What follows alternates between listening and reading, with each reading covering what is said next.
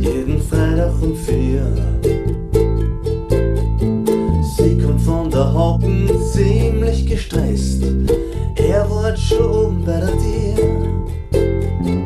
Lass mich 5 Minuten nur so sitzen, sagt sie.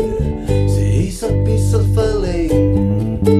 Vom Fenster kannst du Stickl Himme sehen. Zieht den Vorhang vor, im Zimmer wird's finster. Sie sagt, mach kein Licht.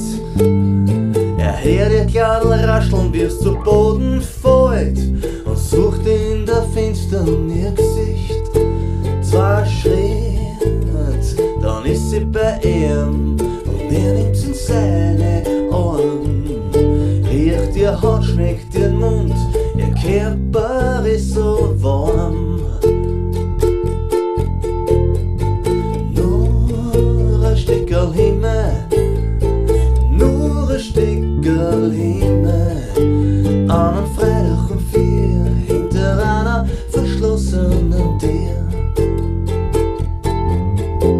An einem Freitag um 4, hinter einer verschlossenen Tür.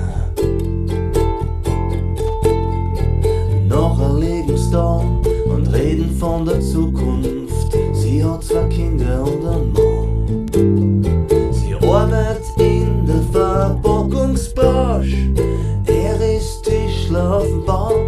Und sie erzählt, wie fad die Hocken ist und von den ganzen Wickeln daheim.